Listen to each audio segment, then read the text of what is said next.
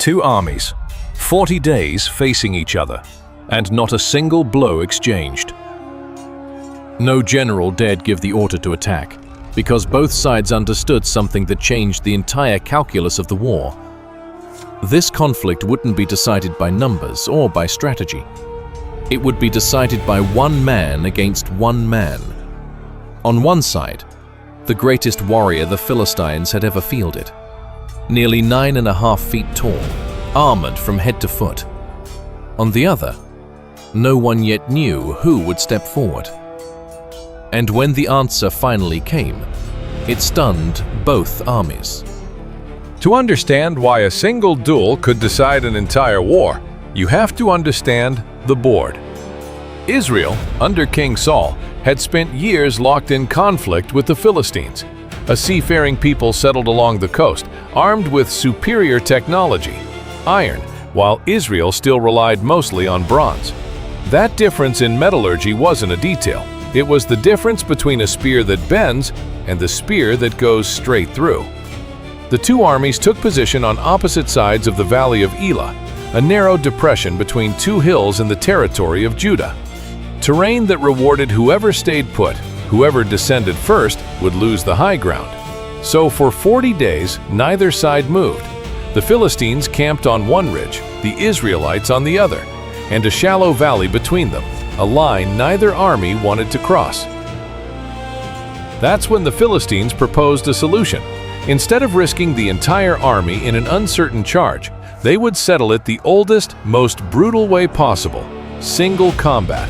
Whoever won the duel won the war. It was a known practice in the ancient world, but rarely had anyone proposed it with this much confidence. And that confidence had a name. His name was Goliath of Gath, one of the 5 great Philistine cities. According to the account, he stood over 9 feet 9 inches tall. His bronze armor alone weighed roughly 125 pounds.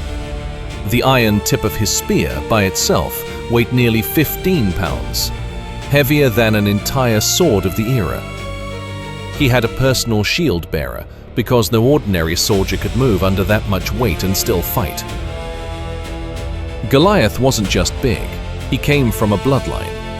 Related accounts mention other Philistine giants, possibly his kin, who would resurface in later conflicts against Israel, years after this very battle. Which suggests he wasn't an isolated freak of nature, but part of a hereditary warrior elite, bred and trained specifically for psychological warfare. The kind of weapon that wins battles before the first spear is even thrown. Every single day, for 40 days, Goliath walked down into the valley alone and shouted the same challenge at the entire army of Israel. "Choose a man and let him come down to me. If he can kill me, we'll be your servants. But if I win, you'll be ours." And every day, silence was the only answer. Not even King Saul himself, a man noted by the account for his own impressive height, stepped forward. Meanwhile, hundreds of miles away, in Bethlehem, a young man named David lived a life that had nothing to do with armies. The youngest of 8 brothers, son of Jesse, he spent his days tending the family's sheep, work considered too minor to even mention with pride. But a few months earlier, something had quietly changed. The prophet Samuel had visited Jesse's house and, passing over the older sons, taller, stronger, every inch what a king was supposed to look like, anointed the youngest one instead, David. No one outside that house yet understood the weight of that moment. He went right back to tending sheep like nothing had happened. And that was more dangerous work than it sounds from a distance. David himself would later describe killing both a lion and a bear that attacked the flock, alone, with no army, no sword, using whatever was in his hands. It wasn't the first time he'd faced something bigger and stronger than himself, and walked away alive. That experience, invisible to every soldier standing in the Valley of Elah, would be the only credential he carried into the most famous duel of his life. 3 of his older brothers served in Saul's army, locked in that same standoff at Elah. And it was Jesse who sent David there, not to fight, just to bring bread, cheese, and grain to his brothers, and bring back word of how things stood. When David arrived at the camp, he found the same ritual that had played out for 40 straight days. Goliath descending, shouting his challenge, and dead silence from the Israelite soldiers as the only reply. He asked why no one had taken the dare, and that's when his oldest brother Eliab tore into him, demanding to know why he'd abandoned the sheep, accusing him of coming just to gawk at the battle. It was probably the same dismissal he already knew from home. The youngest brother, always seen as the least relevant, now questioned even for caring. David ignored it and kept asking, until word reached King Saul himself. Saul sent for him, and when David said he would fight Goliath himself, the king's reaction was the same any general's would be: disbelief. David was young, no formal military training, no armor of his own. David answered by citing the exact same episodes: the lion, the bear, his only real combat record.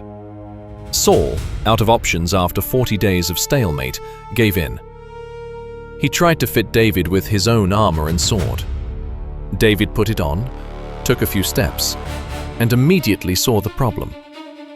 The weight and the shape weren't his. He'd never trained with gear like that, and carrying unfamiliar weight against the most heavily armored warrior in the region would be a double disadvantage. He handed it all back. Instead, he walked down to the stream cutting through the valley and chose 5 smooth stones, rounded by the current, the perfect size for his sling. 5, not 1. Even confident, he prepared for the possibility of missing, or facing more than one opponent if something went wrong.